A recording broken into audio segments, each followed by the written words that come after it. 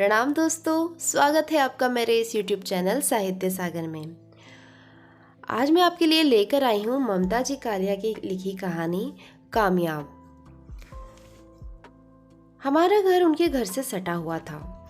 दोनों घरों के बीच दीवार थी जिसमें कोई खिड़की नहीं थी।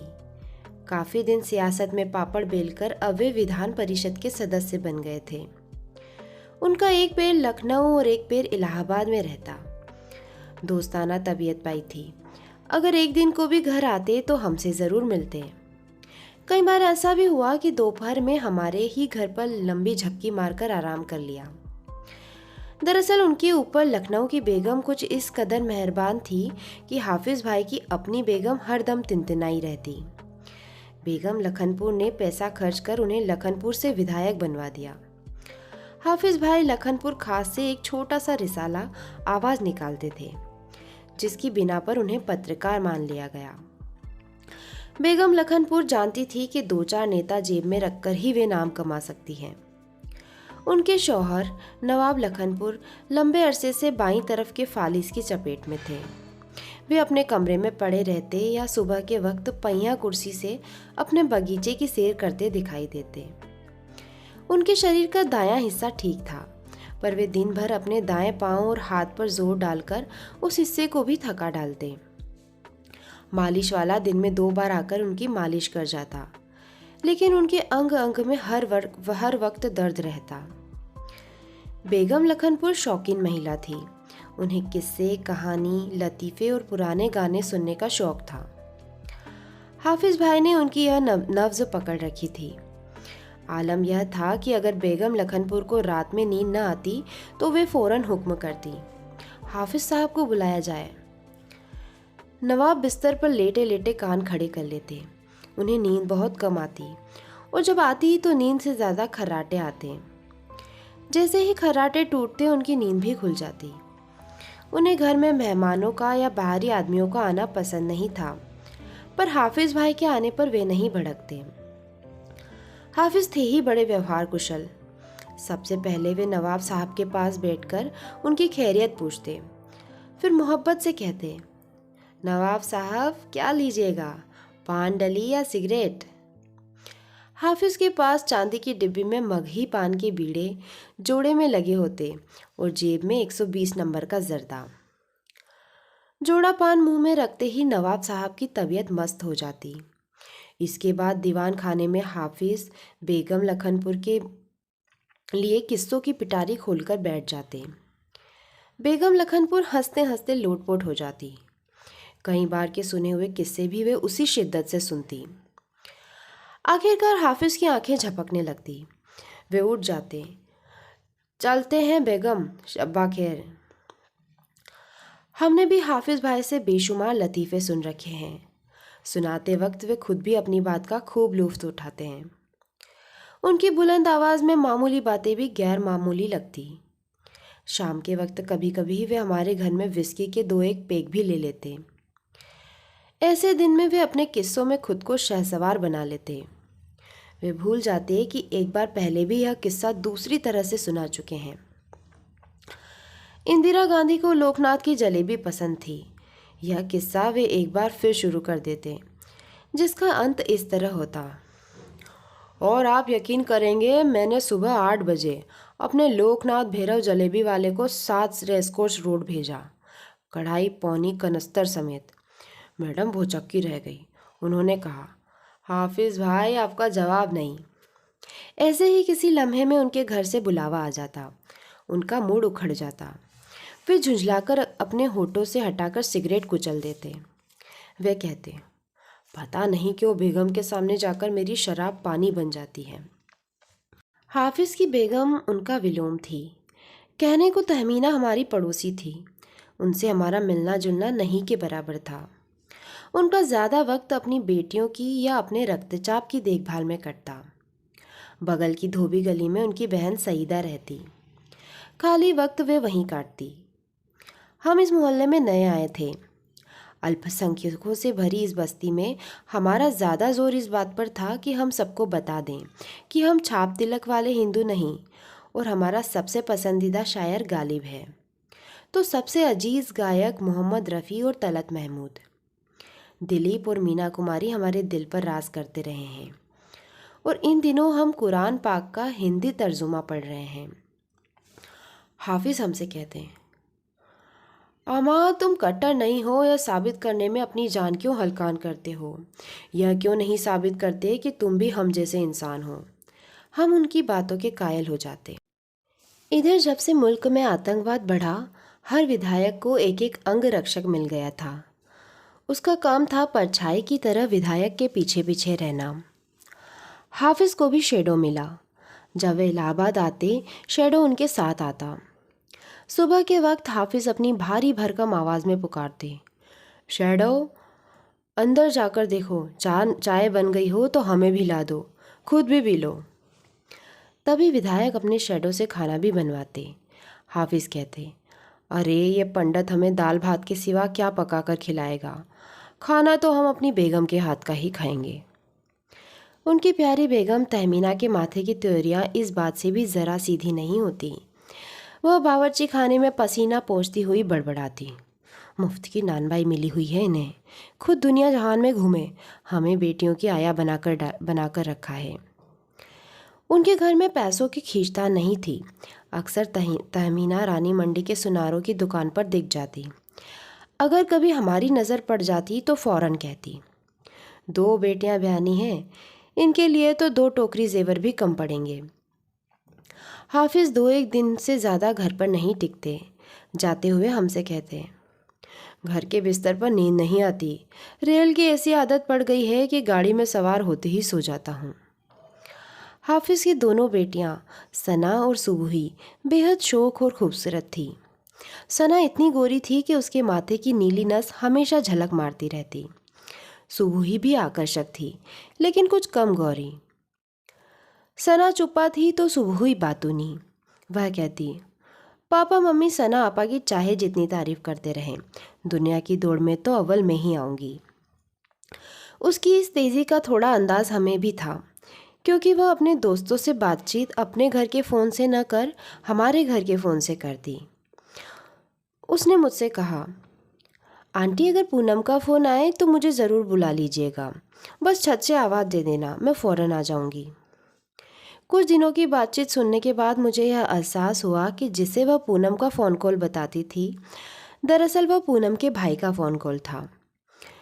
पूनम फ़ोन मिलाकर अपनी आवाज़ मुझे सुनाकर फ़ोन अपने भाई क्षितिज को दे देती।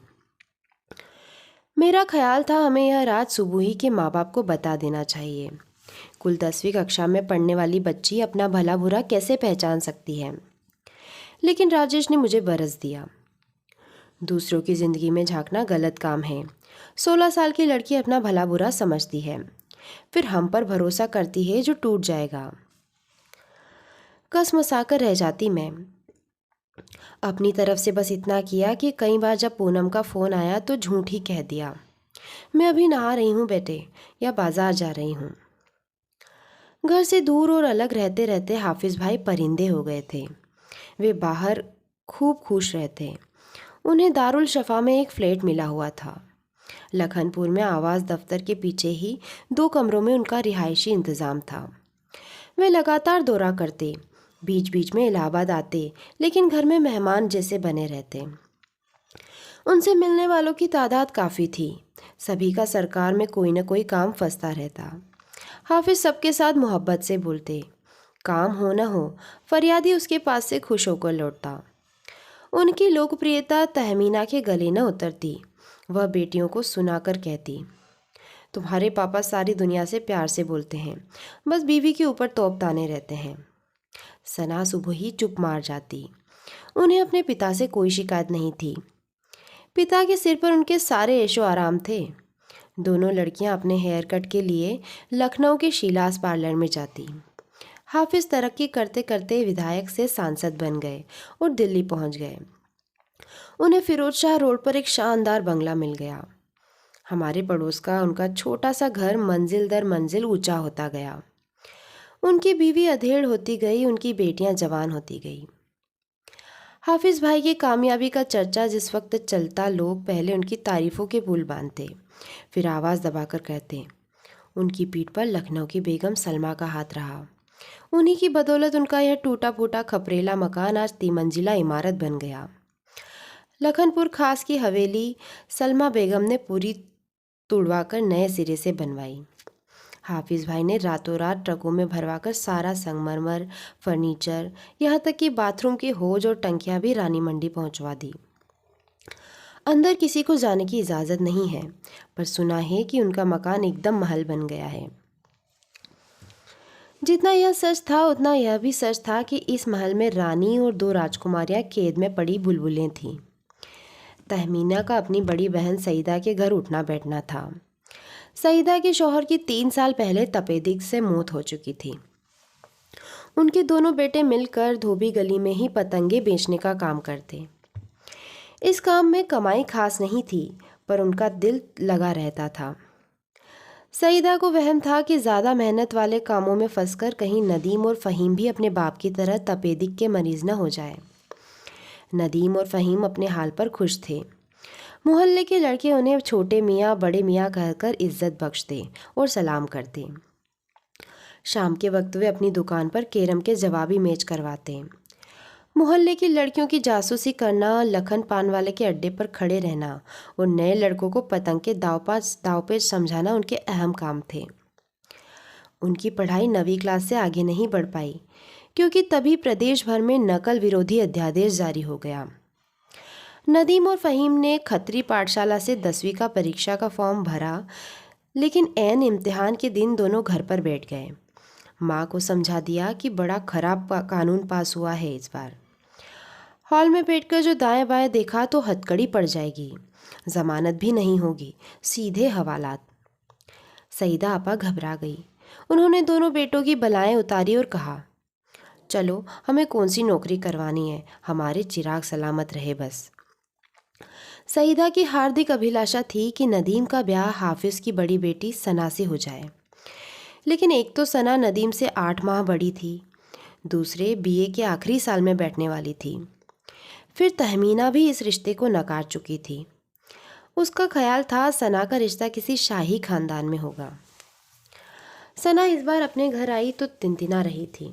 उसने कहा, आंटी, नदीम भाई ने हमारे ऊपर फतवा जारी किया है, हम खुले मुंह यूनिवर्सिटी नहीं जा सकती। उनके हिसाब से हमारा हिजाब पहनना ज़रूरी है। दूसरे जींस पहनने पर भी पाबंदी लगाई है। आप बताइए आंटी, आज के ज़माने में इन दकियानुसी हिदायतों का क्या मतलब है?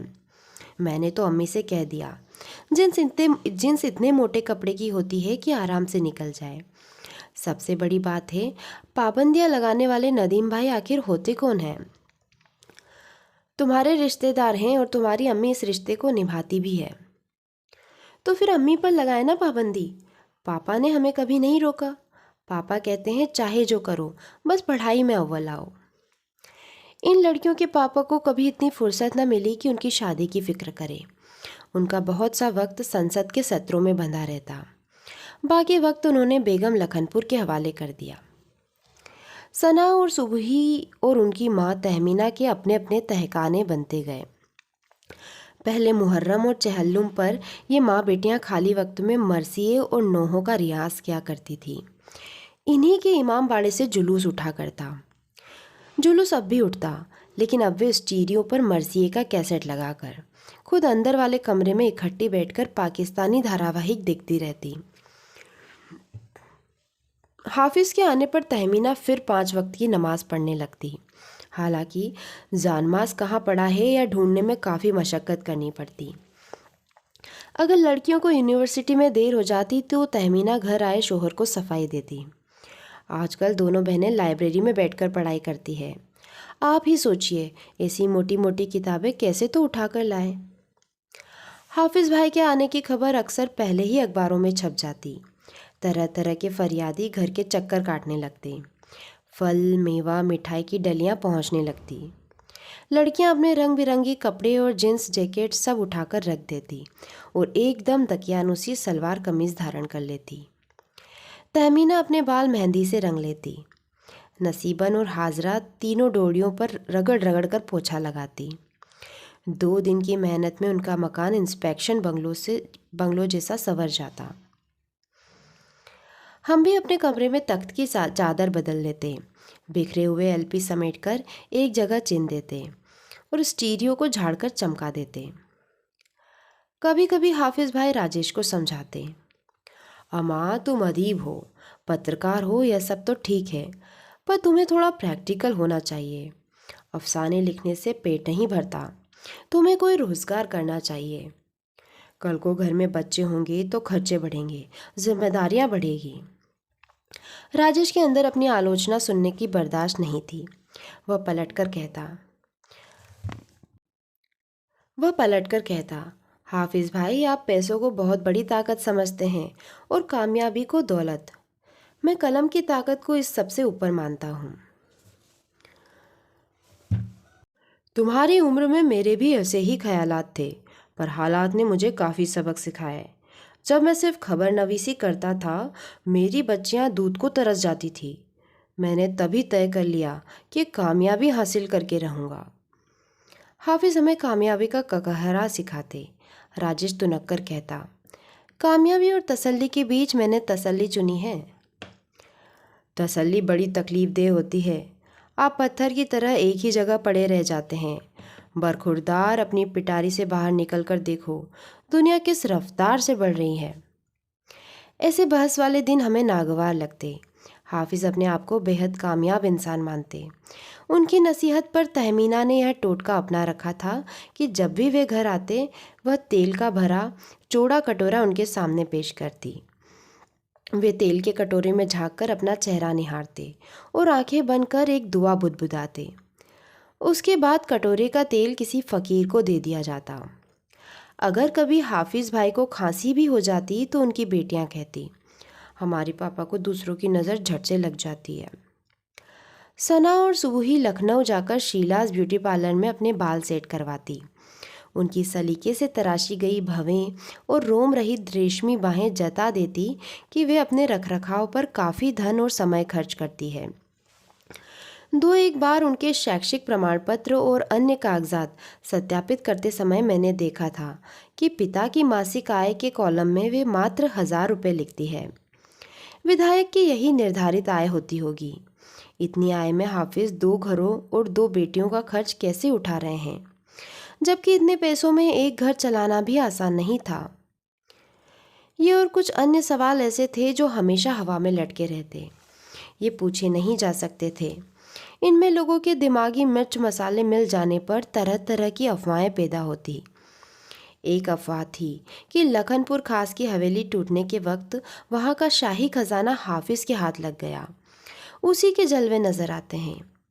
दूसरी अफवाह थी कि हाफिज की बेगम तहमीना की माँ ने अपने गाने बजाने की तमाम कमाई अशरफियों की शक्ल में अपनी दोनों बेटियों को बांट दी।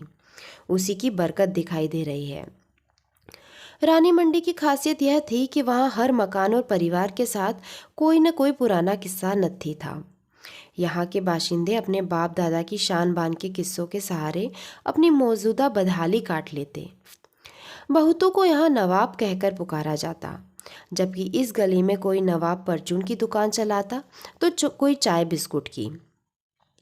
अच्छे भले हम यहाँ रह रहे थे कि एक दिन हमें खबर मिली कि हमारे मकान मालिक बदल गए हैं। हमारे मौजूदा मकान मालिक ने यह मकान मैं किराएदार अपने एक दत्तक पुत्र ओम प्रकाश के नाम कर दिया है। उन्होंने अपने बीवी बच्चों को उपेक्षित कर यह वसीयत कर डाली, क्योंकि उनकी बीमारी में बीवी बच्चे उनके काम नहीं आए, जबकि ओम प्रकाश उन्हें हर पल हाजिर मिला। वसीयत के चंद महीनों बाद ही मकान मालिक की मौत हो गई। अगले ही हफ्ते ओम प्रकाश ने हमें मकान खाली करने का नोटिस दे डाला। अच्छा नहीं लगा। हमने तय कर लिया कि हम यहाँ नहीं रहेंगे। कुछ ही दिनों की दौड़ धूप से शहर की घिचपिच से हटकर एक बेहतरीन मकान हमें मिल गया। यह घर बड़ा और हवादार था। सामने पब्लिक पार्क था और पीछे गंगा का कछार। बाजार कुछ फासले पर ही था, पर फेरी वाले और ठेले वाले भी दिन भर गुजरते। कुछ एक आदतें हमारी ऐसी थी जो हमारे पुराने घर की याद दिला देती। नए बाजार में मिलने वाले मसाले हमारे मुंह नहीं लग रहे थे। हमें अपने पुराने बाजार का गरम मसाला और पीसा जीरा याद आ जाता। कभी वहाँ के पापड़ और बड़ी की खुड़की उठती। हम तय करते कि एक दिन चौक जाकर यह सब लाया जाए। ऐसे ही एक दिन जब हम चौक में खरीदारी कर रहे थे, हमारा मन हुआ हाफिज भाई के यहाँ चला जाए। अपना पुराना घर देखने की भी ललक थी। राजेश बोले, आजकल संसद का सत्र नहीं है, हो सकता है हाफिज भाई आए हुए हों। मेरी मुख मुद्रा ताड़ कर उन्होंने जोड़ा, नहीं हुए तो बस दुआ सलाम कर खिसक लेंगे। हम बड़े चाव में अपने मोहल्ले की तरफ मुड़े। नुक्कड़ के पान वाले लखन के यहाँ ही हमें नवाब दिख गए। वह पान की गिलोरियां अपनी डिब्बी में सजा रहे थे। आज कैसे रास्ता भूल पड़े, उन्होंने कहा। कई बार सोचा आना ही नहीं होता। सब खैरियत तो है ना? मत पूछिए, आपका मकान तो बिजली घर वाले कबाड़ी ने खरीद लिया। आजकल उसे पूरा गिरवा कर वहाँ मार्केट बनवा रहा है। हमारा जी धक से रह गया। पता नहीं क्यों हम सोच रहे थे कि वह वैसा के वैसा मिलेगा, बस उसके छज्जे पर किसी और के कपड़े सूखते होंगे। इसका मतलब यह हुआ कि हमारे खाली करते ही हमारे मकान मालिक के दत्तक पुत्र ने इसे हाथों हाथ बेच डाला। मन उखड़ गया। सोचा वापस चले जाएं, लेकिन नवाब हमें इसरार के साथ गली में ले आए। हाफिज भाई भी आए हुए हैं आजकल, उनसे तो मिलते जाइए। जहाँ हमारा घर था वहाँ मशीनों से बहुत बड़ा गड्ढा बनाया हुआ था। गली में चारों तरफ मलबा और गंदगी दिखाई दे रही थी। हाफिज भाई की ड्योढ़ी पर एक सुरक्षाकर्मी कार्बाइन लिए तैनात था। हम अंदर घुसने लगे ही थे कि उसने रोका। साथ का सामान अपने पास के रेक पर रखवाया, तब आगे बढ़ने का इशारा किया। अगली ड्योढ़ी में वही शैडो खड़ा था। उसने हमें पहचान कर नमस्ते की और कमरे के द्वार तक ले गया। हाफिज 3-4 आगंतुकों से घिरे हुए थे। दिन के वक्त भी कमरे में 3 ट्यूबलाइट जल रही थी। इतने रोशन कमरे में हाफिज भाई बुझे हुए लग रहे थे। आइए भाभी, आइए राजेश भाई, कहकर उन्होंने इस्तकबाल तो किया, लेकिन उनके चेहरे पर कोई चमक नहीं आई। आगंतुकों से वे गर्दन की हरकत से बतियाते रहे। उनके चले जाने तक हमारा भी इरादा उठने का हो गया। मैंने कहा, मैं ज़रा अंदर जाकर बहन जी और बच्चों से मिल लूँ। हाफिज ने जल्दबाजी में कहा, लड़कियां तो मुंबई चली गई पढ़ाई करने, और बेगम सईदा आपा के यहाँ गई है। अरे सना सुबही दोनों चली गई? कौन सा कोर्स पढ़ रही है वहाँ? हमें कहाँ याद रहता, इतने मसले याद रखने पड़ते हैं। आप बताइए कैसे आना हुआ? हाफिज भाई ने थोड़ी अधीरता दिखाई। कुछ नहीं, बस यहाँ से गुजर रहे थे तो आपका ख्याल आ गया। बताइए साहब, 2 साल में आपको एक बार हमारा ध्यान नहीं आया और आज आप चले आ रहे हैं, हमारा ख्याल आ गया। अब तक राजेश भी थोड़े खींच गए। मैं भी हैरान हूँ कि मुझे कैसे ख्याल आया। हाफिज भाई ने अपनी कुर्सी से उठने की कोशिश की। वे उठ नहीं पाए। उन्होंने आवाज़ लगाई, शैडो। शैडो ने अंदर आकर उन्हें खड़ा किया। उन्होंने शैडो से पूछा, और कोई फरियादी है बाहर? जी नहीं। शैडो की मौजूदगी में ही हाफिज ने हमसे कहा, कहिए आपकी क्या खिदमत करें? आपको अपना तबादला या तरक्की करवानी है तो कागज़ दे जाइए। बच्चे का दाखिला हो तो अगली बार मिलना मुनासिब होगा। और भी 2-1 केसेस हैं। राजेश का मूड पूरी तरह उखड़ गया। हमें अफसोस है, हम अपने पुराने दोस्त से मिलने चलने आए। आप तो कोटा, परमिट, तबादला, तरक्की के दलदल में फंस गए हैं। मियाँ देखना पड़ता है, हर तरफ देखना पड़ता है। हाफिज शैडो की तरफ मुखातिब हुए। हम आराम करने जा रहे हैं, कोई आए तो कहना हम घर पर नहीं हैं। खिन्न मन से हम बाहर आए। बड़े बेआबरू होकर तेरे कूचे से हम निकले। जैसे शेर की चोट समझ आ गई। पुराने घर के खुदे हुए गड्ढे की तरफ जरा भी न देखकर हम गंदगी से बचते बचाते चलने लगे। धर्मशाला के सामने घर से नवाब साहब की आवाज़ आई, हमारे गरीब खाने को भी रोशन करे भाईजान। हम ठिठक गए। नवाब बड़े इसरार से हमें अंदर ले गए। शरारा कुर्ती के ऊपर शोक सुर्ख दुपट्टा ओढ़े उनकी बेगम बारा ने हमें आदाब किया और चाय बनाने चली गई। नवाब साहब ने हमारी नस पर उंगली रख दी। एमपी साहब से हो गई मुलाकात? राजेश के मुंह से निकला। एमपी होकर क्या इंसान इंसान नहीं रहता? वे तो पहचान ही नहीं आए। उनके ऊपर जलजला हो कुछ ऐसा आया। आपको पता है राजेश भाई, उनकी दोनों बेटियां घर छोड़कर चली गई। अब चौंकने की बारी हमारी थी। अरे, कब? कैसे? कहाँ? सुबह का तो किसी से अफेयर था। मेरा इतना बोलना था कि राजेश ने मुझे घुड़का। तुम्हें बीच में बोलना ज़रूरी है? नवाब साहब, बड़ी हैरानी की बात है, इतने पहरे के बीच से लड़कियां चली गई। हाफिज भाई कह रहे थे कि वे पढ़ाई करने मुंबई गई है। और क्या कहे, उनकी इज्जत का तकाजा है, चुप रहे। उन्होंने पुलिस में रिपोर्ट तक नहीं लिखवाई। तभी 12 चाय लेकर आ गई, साथ में मेवे, मिठाई और नमकीन भी थी। 12 ने कहा। सना तो संजीदा लगती थी, सुबह के रंग ढंग अजीब थे। मैंने तो एक बार तहमीना आपा से कहा भी था, पर वे उल्टे मुझ पर ही बिगड़ने लगी। हमारे यहाँ भी उसके फ़ोन आया करते थे, मैंने कहा। फ़ोन आने से कोई भाग नहीं जाता, राजेश ने टोका। उसकी अलग दास्तान होगी। नवाब साहब ने कहा। देखिए भाईजान, जब बाप घर से दूर रहे और माँ बावर्ची खाने में, तो बच्चों के भटकने में देर नहीं लगती। कई बार हमारे घर भी ये लड़कियां आती, बेगम से कहती, आप कितनी खुशकिस्मत हैं, बिना पर्दे आते जाती हैं। हमारे ऊपर तो बंदिशें ही बंदिशें हैं। लेकिन बंदिशें उन्होंने मानी कहाँ? सना का तो पता नहीं, पर सुबह जैसे ही मैंने इतना कहा, राजेश फिर बमक गए। तुम बीच में फतवे क्यों दे रही हो? क्या जानती हो तुम उनके बारे में? 12 ने कहा। आपा तो अपना ख्याल बता रही है। हम सब हैरान हुए। मुश्किल यह है कि हाफिज भाई इस हादसे की पूरी जिम्मेदारी आंटी पर डाल रहे हैं। एक तरह से बनती तो है, आखिर बेटियां उन्हीं के पास रहती थी। आंटी की तबीयत बड़ी खराब रहती थी। वे बेचारी रात को नींद की गोलियां लेकर सोती थी।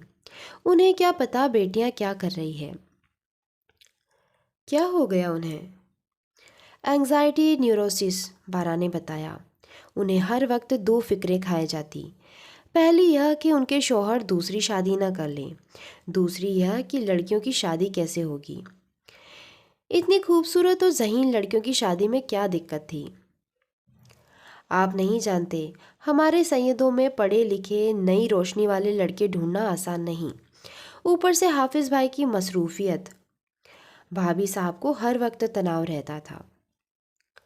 मुंबई को इतनी दूर भी नहीं, वहां जाकर पता किया जा सकता है। सब किया राजेश भाई, पर कोई सुराग नहीं मिला। फिर मुंबई तो लड़कियों के मामले में मगरमच्छ है। 12 ने धीरे से कहा। यह भी पक्का पता नहीं कि सना और सुबही मुंबई गई है या कहीं और। बड़े भारी मन से हम वहां से वापस आए। मेरे मन में रह रहकर यही सवाल टक्कर मारता रहा। हाफिज भाई अपने आप को समझते होंगे हाफिज भाई अपने आप को क्या समझते होंगे, कामयाब या गैर कामयाब इंसान? तो दोस्तों, कहानी यहीं समाप्त होती है। आपको कहानी कैसी लगी मुझे कमेंट बॉक्स में लिखकर ज़रूर भेजना। और दोस्तों, अगर आपको मेरे द्वारा सुनाई गई कहानियाँ पसंद आ रही है तो प्लीज़ मेरे चैनल को सब्सक्राइब ज़रूर कीजिएगा। आपके प्यार के लिए बहुत बहुत धन्यवाद।